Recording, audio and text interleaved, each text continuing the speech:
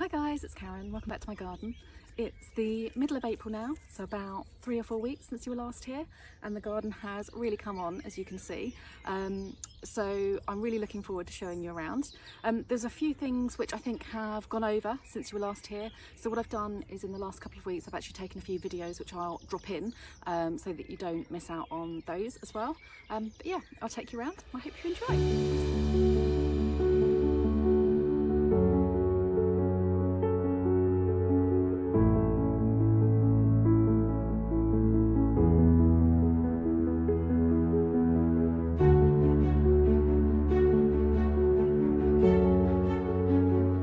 I don't think I've really mentioned the olive tree before. It's been in here about 5 years now, planted in the ground, and it really loves the position. I mean, it's as close to Mediterranean as you're going to get. It's kind of straight onto free draining chalk soil. It's got the wall behind it reflecting the light. It's south facing, so it gets a lot of heat, but it is a bit lopsided at the moment. Its back is kind of missing. There was a bit of a mishap when we had some tree surgeons cutting that monstrosity, and it got a bit damaged. So I think I'm going to have to bite the bullet and give it quite a severe haircut just to try and get it to balance up a bit. So next time you see it, it might be looking rather different to it is at the moment.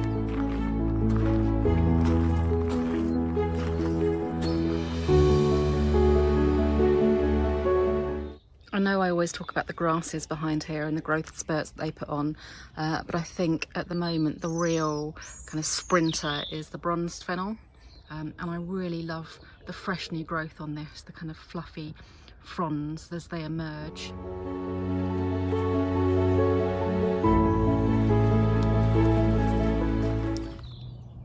These are Tulip Ballerina, so is the one in the back. I'm not sure how that ended up there. I suspect a squirrel redistributed it for me. And I really love the colour of these tulips and also the kind of the shape of their petals. I think they're really stunning. I had some other ballerina tulips in this spot for a while, and I just put these extra ones in to boost it. So these tulips are also ballerina, but they've been in the ground for about 4 or 5 years now, and it seems that they're actually reverting. You can see that the shape of the petals isn't nearly as sharp, and also they're getting this kind of central yellow marking, which I suspect talks to their parenthood. That might be apple dawn, and yeah, the colour is a much darker orange. It's kind of heading into vermilion now rather than the nice kind of bright of the fresh ballerina. So I'm not sure. I'm not a fan of scarlet red, and I think these ones are kind of dangerously close to it now. So I think I might be taking these out once they're finished. So this little corner is looking particularly vibrant at the moment. The big euphorbia has kind of collapsed a little bit. The supports that I had in this year haven't really done the job, so next year I'll make sure I've got something a bit stronger in. But I actually quite like the way it's collapsed behind that dark leaf Weigelia. And then you've also got the kind of contrasting big leaves of the begonia, and then down at the front this little, well actually it's called big root geranium, which is just so reliable and very pretty at this time of year. Another little corner that I'm quite fond of at the moment is where the Fatsia japonica is, which is just right in the very corner. And I left this, what you could call a weed, I suppose, herb Robert, just growing underneath it with the old branch that I found there. And I just think it looks quite naturalistic. Yeah, I really like that. I think this tour is going to take quite a long time because I kind of want to talk about everything. So this is literally just around the corner from the Fatsia. This is NEPA Medium, and everyone says you should take the old leaves off so that you can see the flowers, but I actually quite like the colours that they turn, and the flowers do kind of poke up above them. And where it's next to this kind of bronzy coloured pot, I think it really picks up on it. So yeah, I leave the old leaves on, but you can take them off to show off the flowers more. This is another one of my little stars at the moment. It's an Aronium. I don't know what type of Aronium because I didn't plant it. It's just kind of appeared over the last couple of years. but I really love it. And I also really love it against this Pittosporum Tom Thumb. It really shows it off. So I'm always happy to see this guy pop up in the spring. Well, I really can't walk past this without showing you it in a bit more detail. This is crabapple Everest, and it is smothered in blossom at the moment, and I really wish you could smell this because it's such a beautiful fresh smell. And when things warm up a bit later in the morning, it'll be absolutely covered with bees as well. Yeah, I think it's it's definitely one of my favourite blossoms when it emerges.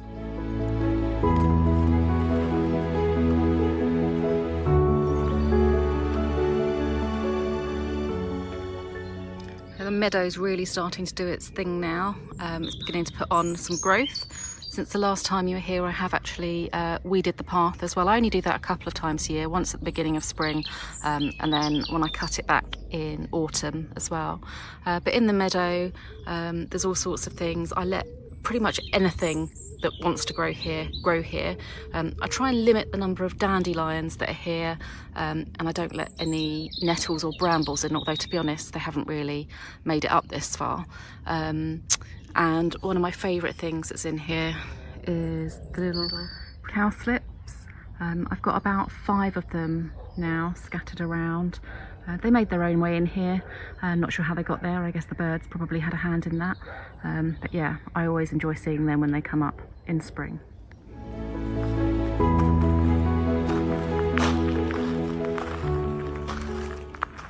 This is my main kind of tulip border. I make sure that there's enough geraniums and forget-me-nots and things to kind of cover their foliage as it dies back. It's a bit too pink for me at the moment. There were supposed to be some purple tulips in here as well, Queen of Night, but they don't seem to have come up. So in autumn, if I remember, I'll try and plant some more of those just to try and readdress the colour balance here.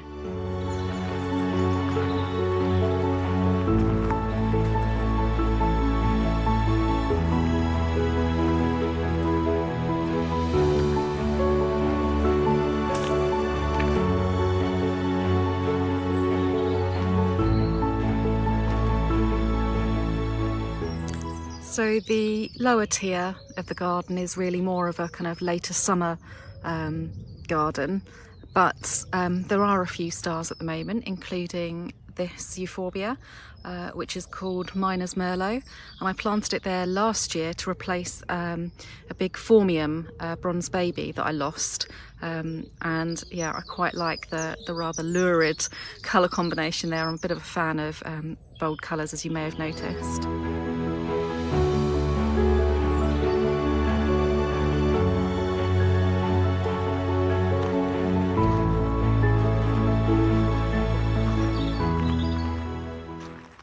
This is another fairly bold combination, I suppose. There's a Pittosporum Tom Thumb, just with its new growth on it, with a Psychocarpus or 9-bark, I can't remember what that one's called, behind it. I've also got some golden marjoram there, and flowering its heart out is Choicea Aztec Pearl. So down in this shady corner, you can see a load of bluebells which are about to do their thing. They are Spanish bluebells, which can be a bit of a pain. I didn't put them there, but they do look quite pretty when they're out, so I kind of let them be. Brightening it up is this spirea, and it has been joined this year by a little dead nettle. Again, I didn't put that there, but I am quite enjoying the combination, so definitely leaving that alone. And it's also working quite nicely with this Geranium F, which I did put there, and I really love how the kind of deep burgundy purple of the flower is replicated with these spots in the leaves.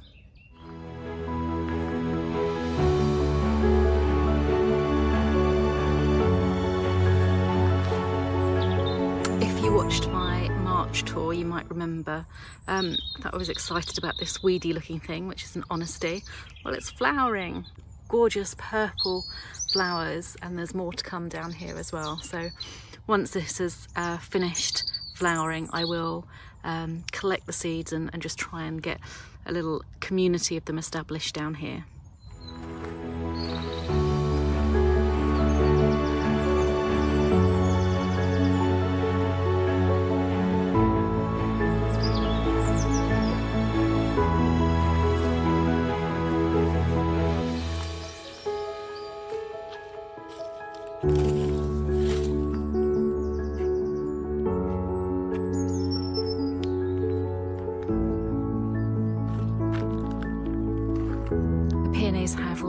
come on in the last few weeks, especially the one at the back, which is Molly the Witch. So by the time you come back next month in May, they should be in full flower.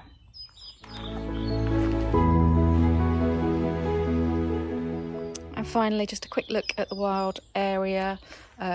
This little clump of tulips, they're actually species tulips. They come back very reliably year after year, and I think they're quite pretty. And just to teach us that you should never give up hope when it comes to gardening, there is life in the Psychocarpus that I moved down here. So let's see how it gets on in its new home. That's it. I hope you enjoyed it. Please do come back again in May when there should be even more flowers out, including the alliums and also those peonies that I showed you as well. And if you did enjoy the video, please do like and subscribe.